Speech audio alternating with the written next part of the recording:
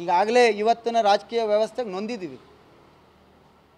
ಇನ್ನೇನಾಗಬೇಕು ಅಂದ್ಕೊಂಡು ಏನಿಲ್ಲ. ಆದರೆ ನನ್ನನ್ನು ಯಾಕೆ ನೀವು ಟಾರ್ಗೆಟ್ ಮಾಡ್ತೀರಿ? ಚಾಮುಂಡಿ ಬೆಟ್ಟದಲ್ಲಿ ನಾನು ಹೇಳಿದ್ನ ಕುಮಾರಣ್ಣ ರಾಜೀನಾಮೆ ಕೊಡಿ ಅಂತ ಕೇಳಿ ಅಂತ.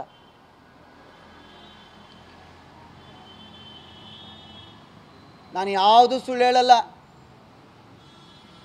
ದೇವೇಗೌಡರು ಸಾಹೇಬ್ರು ಹೇಳಿ ಅಂತ ಹೇಳೋರೆ.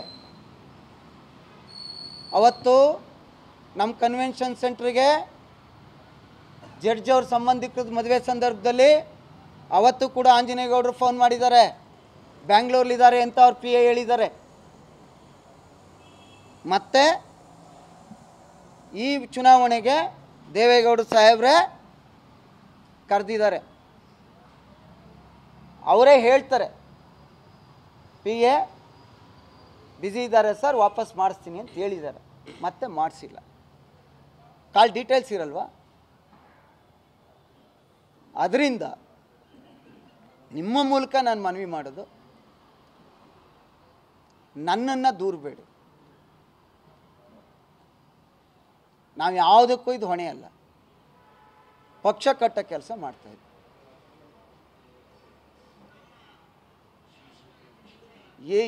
ಈಗಲೂ ಅವ್ರನ್ನ ಮನವಿ ಮಾಡ್ತಾ ಇರೋದು. ಆಮೇಲೆ ಸಿಂಗ್ಯುಲರ್ ಆಗೆಲ್ಲ ಮಾತಾಡಿದ್ರೆ, ನಾನು 35 ವರ್ಷ ರಾಜಕಾರಣದಲ್ಲಿ ಇದ್ದೀನಿ. ನನಗೆ ಸಂಸ್ಕಾರ ಇದೆ. ಸಾರ್ವಜನಿಕವಾಗಿ ಮಾತಾಡೋದಕ್ಕೂ ವೈಯಕ್ತಿಕವಾಗಿ ಕರೆದು ಹೋಗೋಬಾರ ಅನ್ನೋದಕ್ಕೂ ವ್ಯತ್ಯಾಸ. ಇಷ್ಟು ನಿಮ್ಮ ಮೂಲಕ ಮನವಿ ಮಾಡಿ, ನನಗೂ ಗೊತ್ತಿರಲಿಲ್ಲ. ಆಮೇಲೆ ಇದು ಸಂದರ್ಭ ಅಲ್ಲ, ಇದು ಸಂದರ್ಭ ಅಲ್ಲ. ಈಗಾಗಲೇ ರಾಜ್ಯದ ರಾಷ್ಟ್ರದ ನಾಯಕರು, ನಮ್ಮ ಕಾರ್ಯಕರ್ತರು ಸ್ವಲ್ಪ ನೋವಲ್ಲಿದ್ದಾರೆ. ಈ ಸಂದರ್ಭದಲ್ಲಿ ಅವೆಲ್ಲನ ಮರೆತು ಪಕ್ಷಕ್ಕೆ ಏನಾಗಬೇಕು ನೋಡೋಣ. ತಪ್ಪು ಸರಿ ಏನಾರ ಇದ್ದರೆ ಪಕ್ಷದ ವೇದಿಕೆಯಲ್ಲಿ ಕೂತು ಚರ್ಚೆ ಮಾಡಿ ತೀರ್ಮಾನ ಮಾಡಿಕೊಂಡ್ರೆ ಆಯಿತು. ಇಷ್ಟನ್ನು ನಿಮ್ಮ ಮೂಲಕ ಅವ್ರನ್ನ ಕೈ ಮುಗಿದು ಪ್ರಾರ್ಥನೆ ಮಾಡ್ತಾಯಿದ್ದೆ.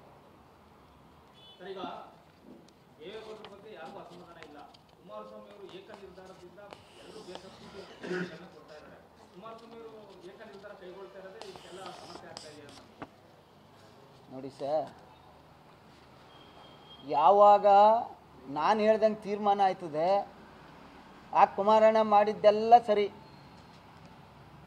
ಯಾವಾಗ ನಾನು ವಿರುದ್ಧವಾಗಿ ಆಯ್ತದೆ, ಆಗ ಕುಮಾರಣ್ಣ ಮಾಡಿದ ತಪ್ಪು ಆಯಿತು. ಇವತ್ತು ಕುಮಾರಣ್ಣರವರು ಬಲವಂತ ಮಾಡಿ ನಿಖಿಲ್ ಅವ್ರನ್ನ ಒಪ್ಪಿಸ್ತಾ ಇದ್ದಿದ್ರೆ ಇವತ್ತು ಹೋರಾಟ ರಿಸಲ್ಟ್ ಬಿಡಿ. ನಮ್ಮ ಕಾರ್ಯಕರ್ತರು ಉತ್ಸಾಹ ಏನಾಯ್ತಿತ್ತು.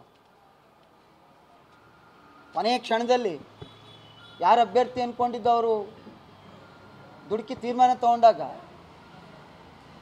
ಏನಾಯ್ತಿತ್ತು? ಅವ್ರನ್ನೇ ತಾನೇ 7-8 ಜನ ಯಾರಿದ್ರು ಅವ್ರನ್ನೆಲ್ಲ ಒತ್ತಾಯ ಮಾಡಿ ಅವರೆಲ್ಲರೂ ನಾವು ಬೇಡ ಅಂಥೇಳಿ ಅನಿವಾರ್ಯವಾಗಿ ಅವ್ರನ್ನ ಒಪ್ಪಿಸಿದ್ದು. ಭಾಳ ಹತ್ರದಿಂದ ಇರೋರು ಗೊತ್ತೈತೆ.